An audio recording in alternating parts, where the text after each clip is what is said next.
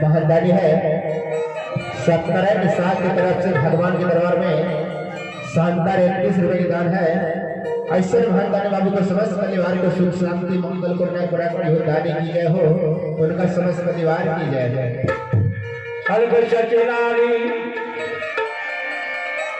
कचेरी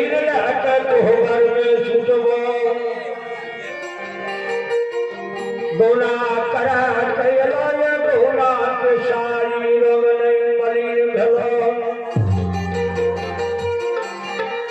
अजे शामिल कोहर सजेलो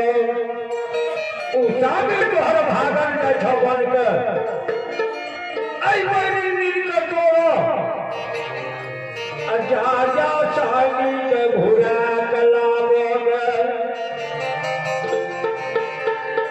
जहिना फूल में भभरा लोभाए छे ओहिना दुनिया में पुरुष लोभाए छे। स्वामी तुहर पोहकी के सिनार पर यखन छो भैंस के छन बना जते मन में इजल फुला जते स्वामी तुहर जब मन में घुस गयो तो नहीं मिलतो जा जा स्वामी का जल्दी से भोरा गला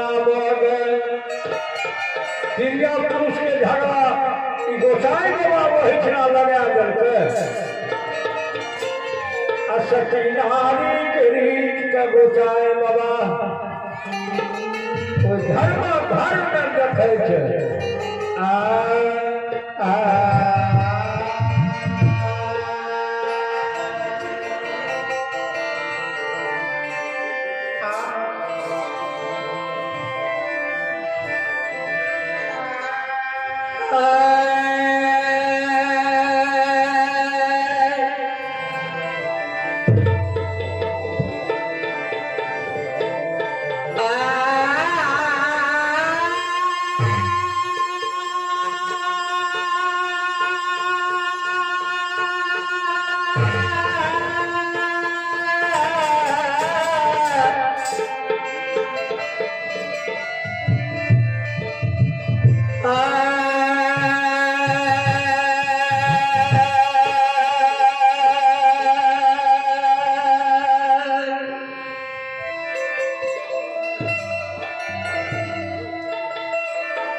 प्रेम से बोलिए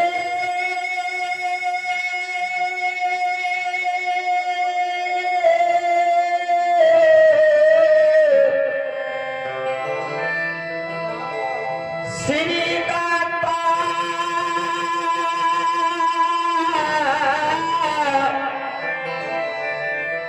धर्मराज भगवान की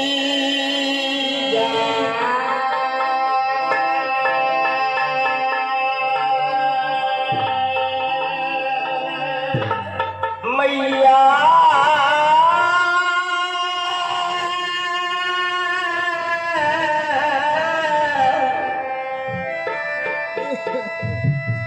भगवती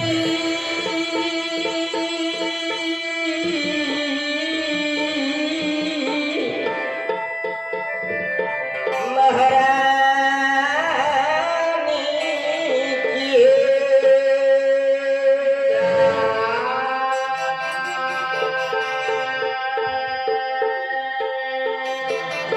सगले समाज बाबा की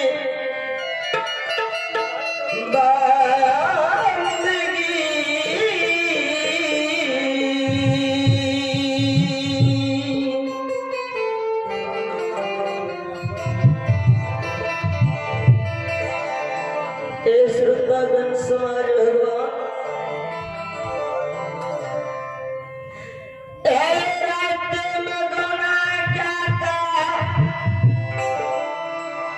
लब सासू में लाबल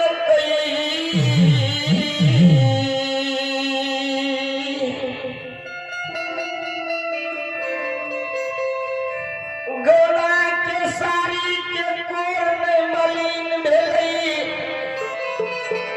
गोला के साड़ी के रंग में झरली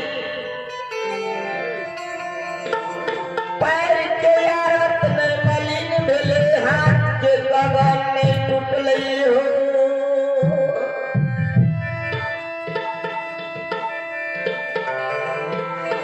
कोहबर के घर में लिखनी घर कोहबर सजा का लाली से पलंग पर पिछला रात करनिया भेली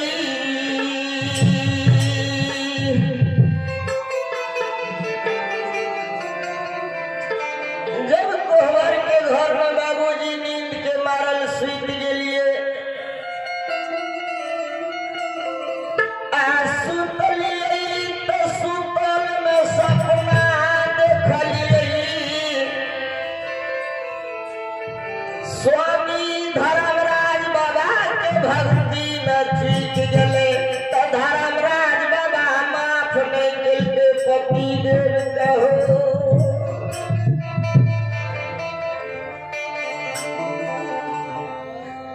यह सुंदर कया है कया ठोलान में कोढ़िया कया जाता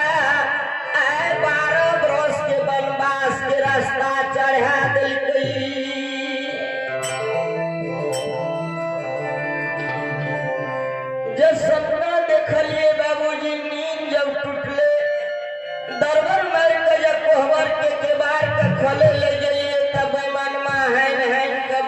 से के बार लगा के तब भागल जा रही है।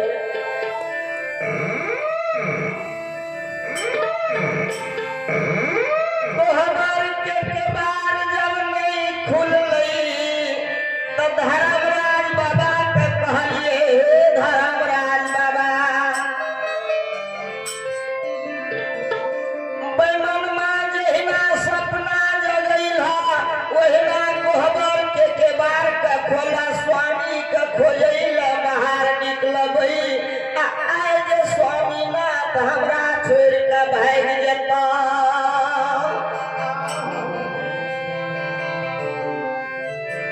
कोहबर के घर में सिर पटे के प्राण के तेज देव, क्रिया के बोध लगा देव। धर्मराज बाबा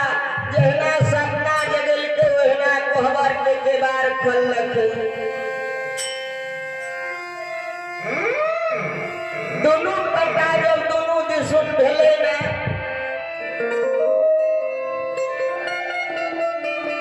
भगवान कोहबर के घर में वो स्वामी के लिए हाथ उठा कर गाना लागलिए, हे पति देव, हे बैमन माँ,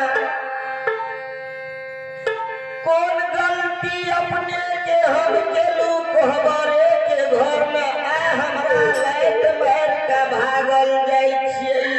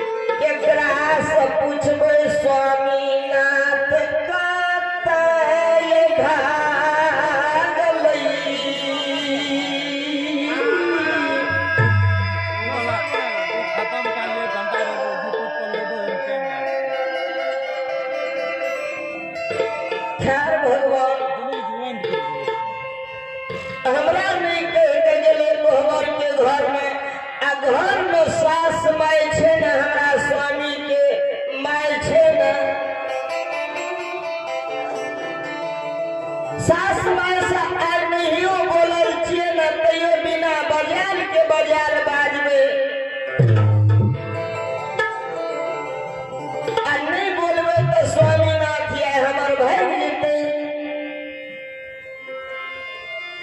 जाय छे सास माय का चरण कदापे आ माय से पूछबे माय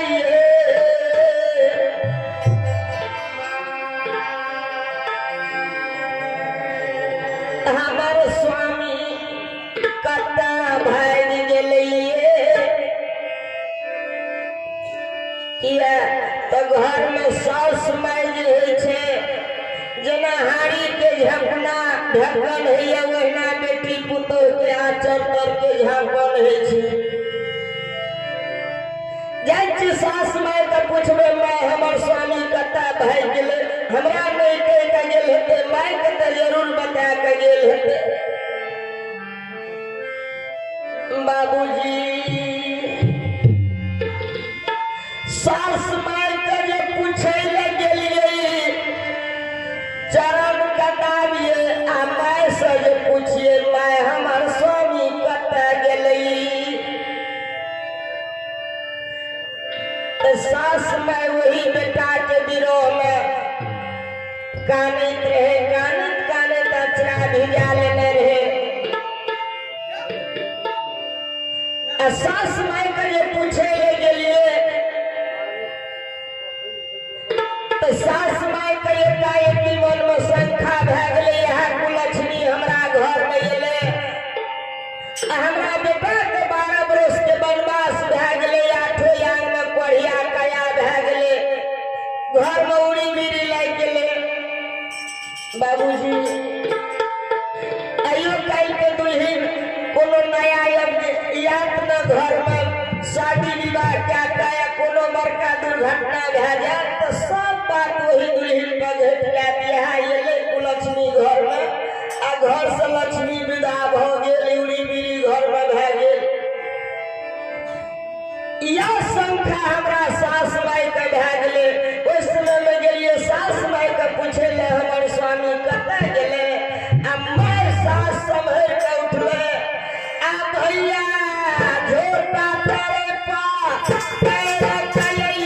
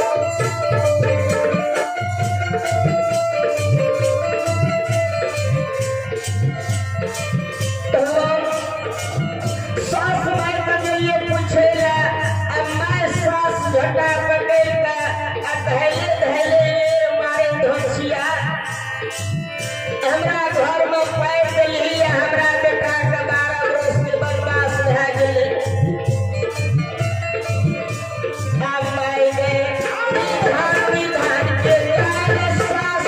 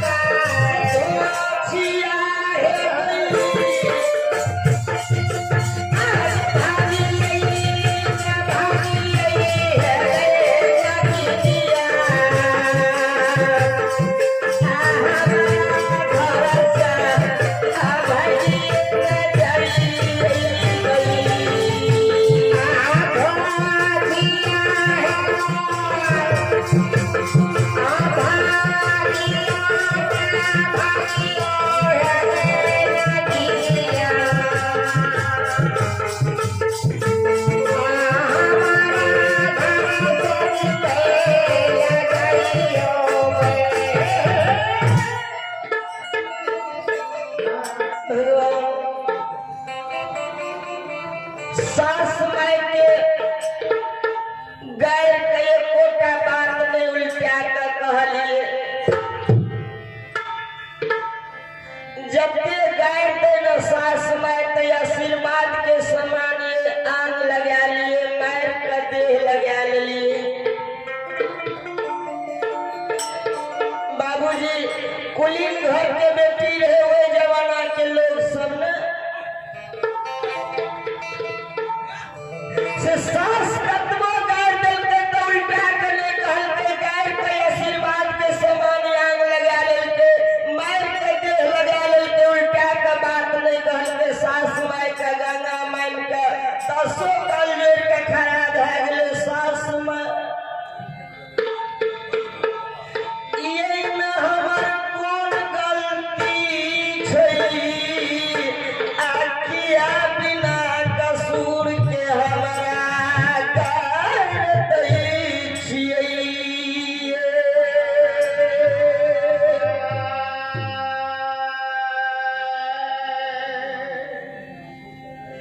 सास माई के कहे कथी ले सुंदर देह में हमरा कलंक लगाबै छियै।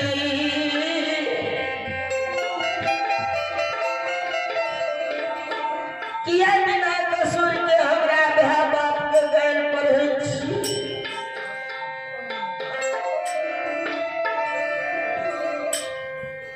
सास माई फिर मन में विचार करके सही में हमरा पुतोह के ये में कोनो गलती नहीं है बिना कसूर के ही मार या गैर पुतोह के मारे छी।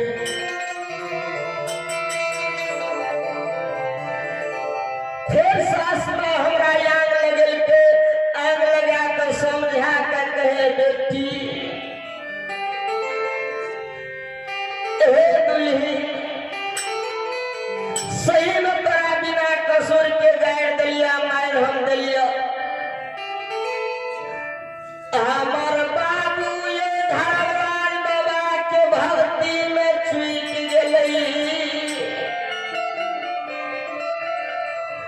धर्मराज बाबा माफ नहीं केलकै हे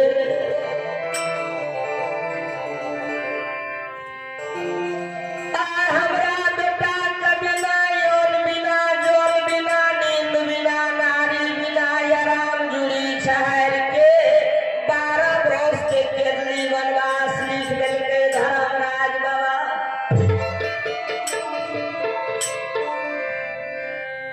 सुंदर कया है कया ठोयान में कोढ़िया कया डाका 12 बरस के वनवास जा रहल है बेटा हमर। हमें प्यार ये कतबो समझलिए हमर बात नहीं मानल के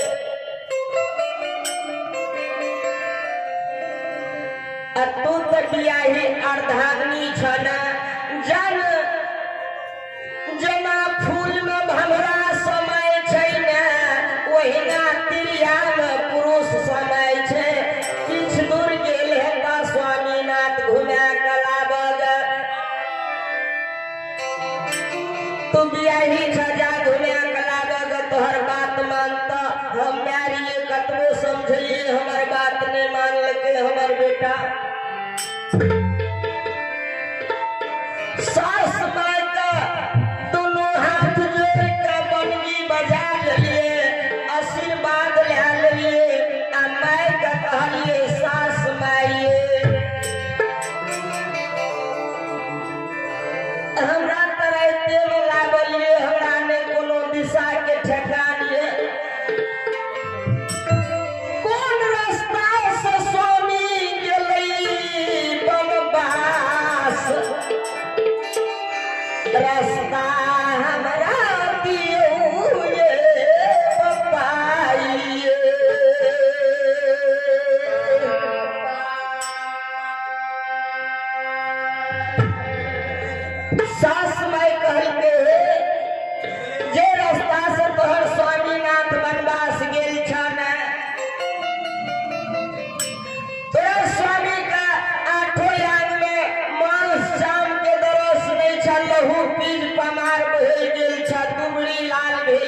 छ सास में से रास्ता के ठेकान बुझ लिए रास्ता चढ़ा दे के सास में आ स्वामी के खोजे ले केदरी बनवास के बाट धै लिए आये काटे दूराए के लिए ये स्वामी ना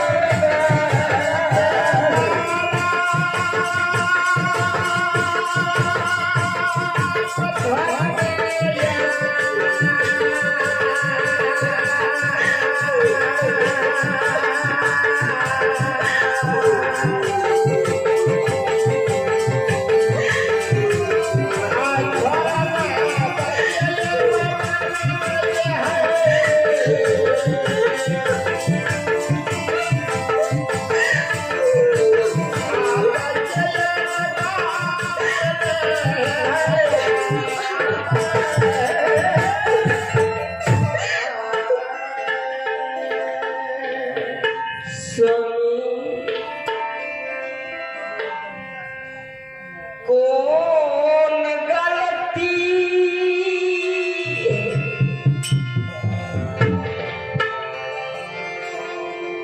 हमरा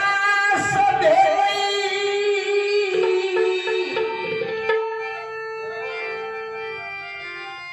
कोहबर के घर में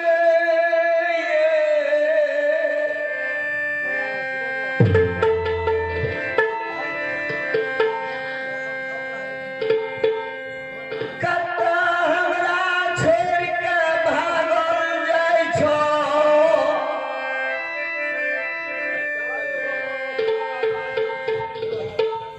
जब यहाँ का यहाँ मोन रहा त कथी लगौना क्या कला बलिए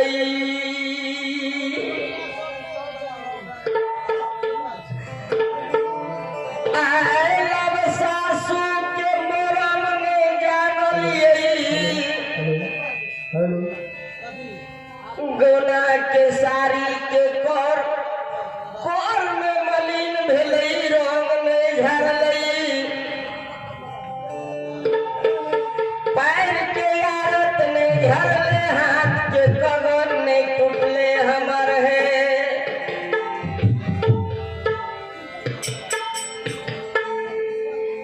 आलब सासू मलाब का हमरा छोड़ के बोमनमा कात जे खाली के बराबर भागल जाइ छियै।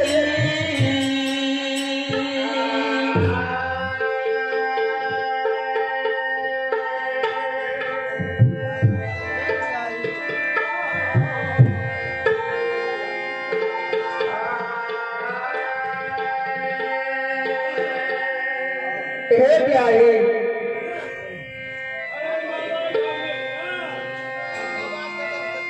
के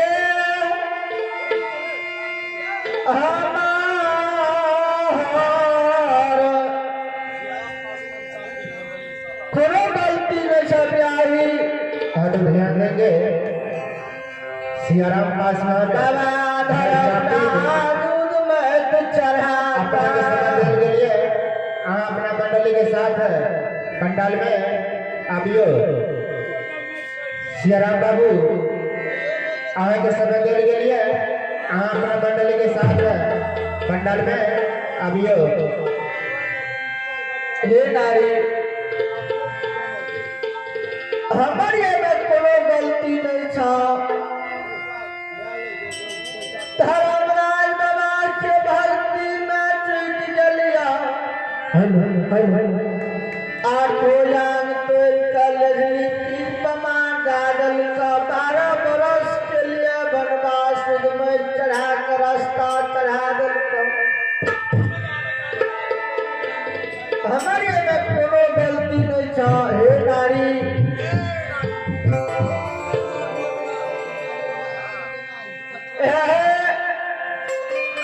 तोरा के रास्ता बता दिल का आके धर्म गहवर के केवार खोल दिल का।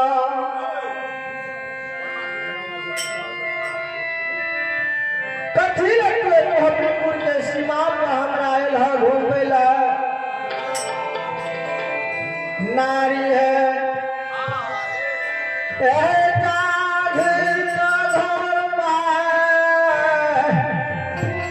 यसी बरस के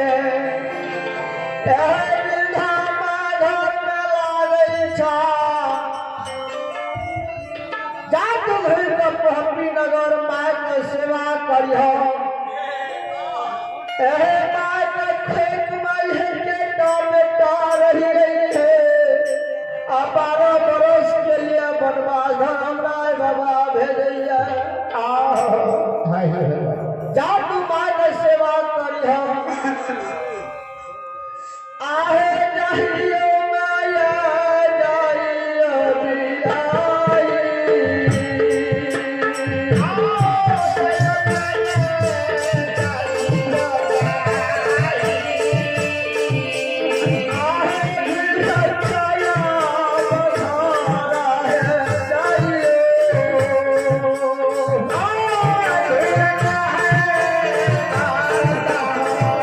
Yeah.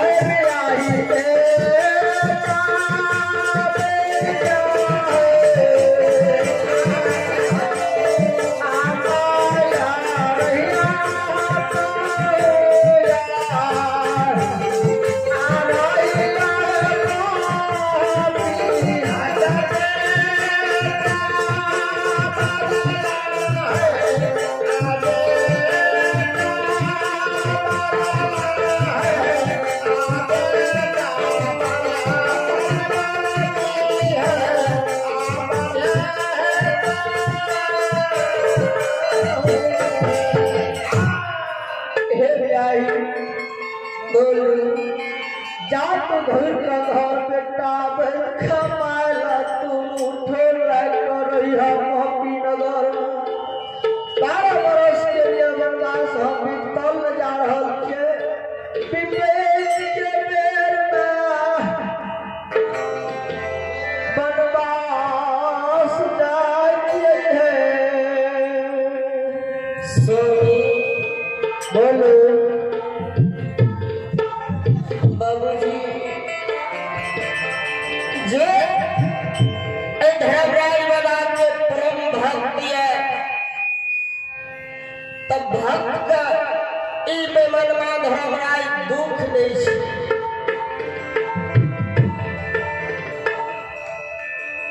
12 वर्ष के अपने वनवास जा रहे छियै हम आई जाओ केकरा हमरा छोड़ के जाय छियै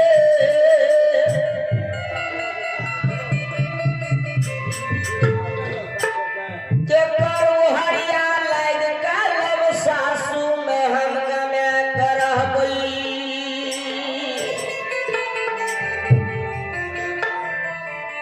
स्वामी हम आई नहिरा में जब मैं रहे छै त माइये लेके नैहर सुभई छै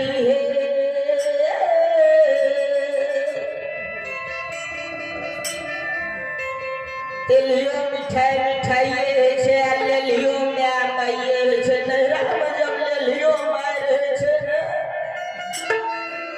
माइये लेके नैहर सुभई छै आलम सासू में जब नंगरो लूल्हा स्वामी रहिया स्वामी लेके ससुरा सुभई है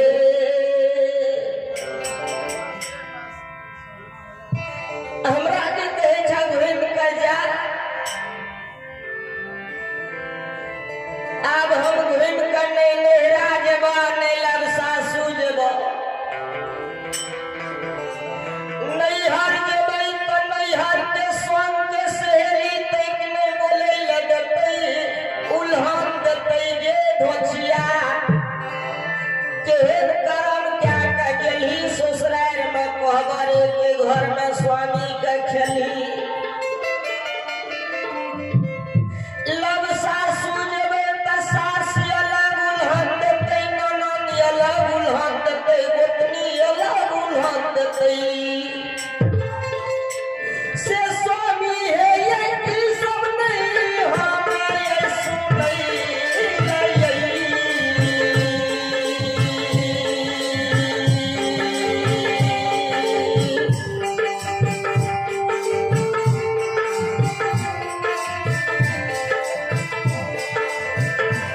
स्वामी हम नहीं हमारे सुनैला